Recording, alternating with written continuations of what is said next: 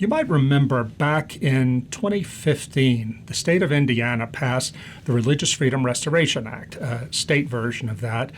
Big business got so angry at them that it threatened to take away economic privileges and take away business from the state if it didn't repeal this bigoted anti-LGBT law. Around that time, there was an attack on a little pizza parlor called Memories Pizza. It was run by an evangelical family in a small town, northern Indiana. TV station went there and asked the evangelical father and his daughter, would you serve gay people? They said, of course.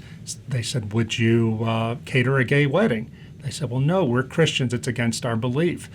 That went viral nationwide. There were overnight death threats against this pizza parlor. There were people tweeting out, like, we need to meet up in this town and burn this place down. This kind of thing was observed by an elderly Czech woman living in Michigan. And she said to her son, a doctor, son, the things that I'm seeing happen in America today, and she's talking about Memories Pizza, the things I'm seeing happen in America today remind me of what happened in my own country, Czechoslovakia, when communism first arrived. But I said, you know what, maybe she's onto something. Maybe she sees something that the rest of us don't, because I don't remember ever seeing anything like the attack on this evangelical pizza parlor. So I began after that point, whenever I would travel to a conference or something, and I would meet someone who came to America from the Soviet bloc looking for freedom, I would say, so, are the things you're seeing in America today, does it remind you of what you left behind? And I would tell the story of the Czech woman. Every single one of them said yes. And if you talk to them long enough, they say that it makes them so angry that Americans don't take them seriously. They say Americans think that, oh, it can't happen here. What happened in Russia can't happen here.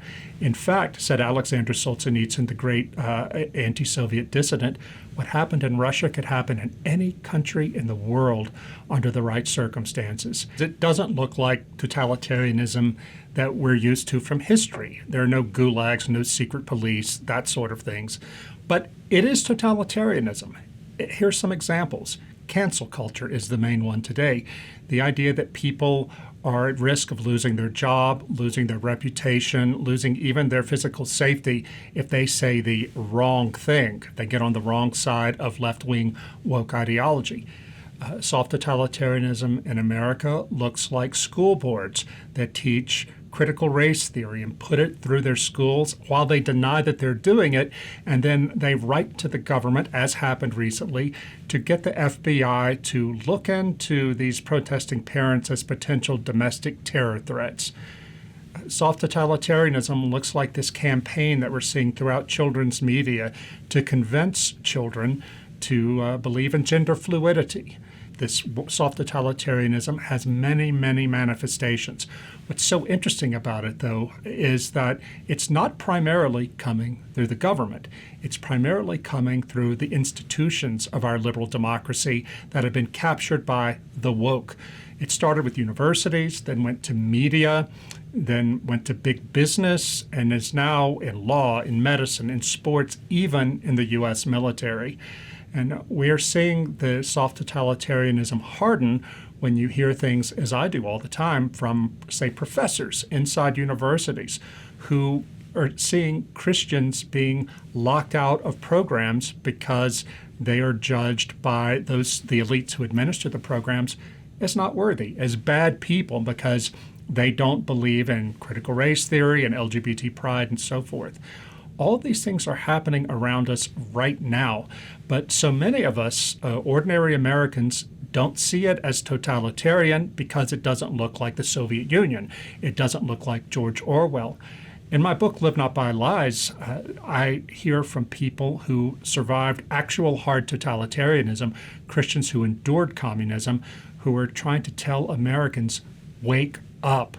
This is happening here in this country. The thing that we escaped from to come to freedom, a version of it is now coming here, but it's coming in a way that you're not accustomed to, so you don't see what's happening. We are so accustomed in the United States to living in a classically liberal culture. What I mean by that is a culture that values free speech, that values freedom of religion, that values the free market, and so on. This is what liberalism in the classical sense means.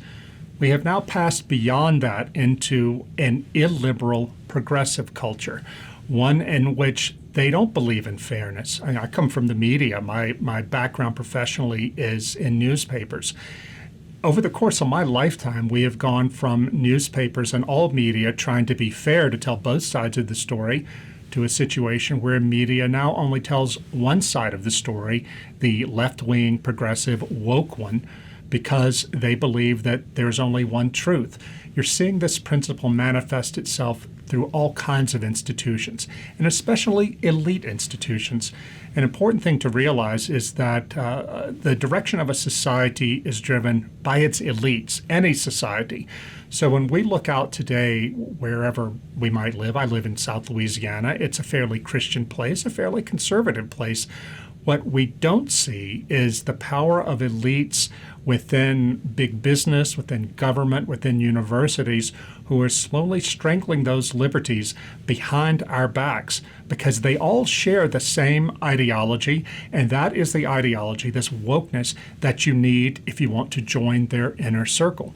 So my great fear for Christians is that we have passed beyond a classical liberal culture into this illiberal progressive culture, whereby if you want to have middle-class success, if you want to be a lawyer, a doctor, or succeed in business, you're going to have to sign off on this ideology of wokeness, or you will be kept on the outside. This is the great danger here. So many Christians think it can't happen here in America. Guess what? It is happening right now. We have to prepare ourselves right now as believers for persecution. The soft persecution is happening now. But the people who came to this country to escape communism, they tell me, every single one of them, that the persecution will not stay soft forever. I don't know if we can stop it. There are a lot of Christians who believe that if we just vote the right way, that's going to stop it. It's not true. I wish it were true. It would be easy then. But even if we elected a philosopher king as president, he could not stop a lot of this stuff because it's coming through the culture and from powerful producers of culture. I think we have to fight when we can. What happened in Virginia in November of 2021 with the parents fighting back against critical race theory in schools, that's a great example. We need to see more of it. But even as we fight, we have to also prepare ourselves and prepare our communities and our churches for long-term persecution. Because if you look at the demographic studies, the younger generation, the millennials and Generation Z, many of them are falling away from the church. They don't understand why religious liberty is important, and they are likely going to sign on to persecution against traditional small O Orthodox Christians as a matter of virtue. They're going to start seeing us, and they'll be told by the media and by big business that we are domestic threats, domestic terrorism threats. What are we going to do as a church when that happens? I dedicated my book, Live Not by Lies, to the memory of this Catholic priest named Father Tomislav Kolakovich. I'm not a Catholic, but this man is a hero, an unsung hero. In 1943, he was doing work against the Nazis in his native Zagreb in Croatia. When he got a tip that the Gestapo was coming for him, he escaped and went to his mother's homeland, the country of Slovakia, and began teaching in a university there. He told his students, the good news is the Germans are going to lose. The bad news is that the Soviets are going to be ruling this country when it's over. And the first thing they're going to do is persecute the church. So what he began to do was prepare small groups for the resistance. He would bring these groups together for prayer, but also for study and deliberation on what they could do to build the underground church networks now in a time of freedom. Within 2 years, these groups had spread all over Slovakia. Every town of any size had one. Now, here's the thing. The Catholic bishops of that country, they chastised him. They said, Father, you're scaring people. You're being alarmist. It will never happen here. But Father Kolakovich knew otherwise because he had studied totalitarianism. He knew how it worked, and he could see the signs of it. He kept up his work. Sure enough, in 1948, when the Iron Curtain fell over that country, the first thing the communists did was persecute the church. The fact that there was an underground church in that country for 40 years is because Father Kolakovich and the young people who heeded his warning and built the underground church because they did that when they were free to do so. I believe that we are in a Kolakovich moment in America today.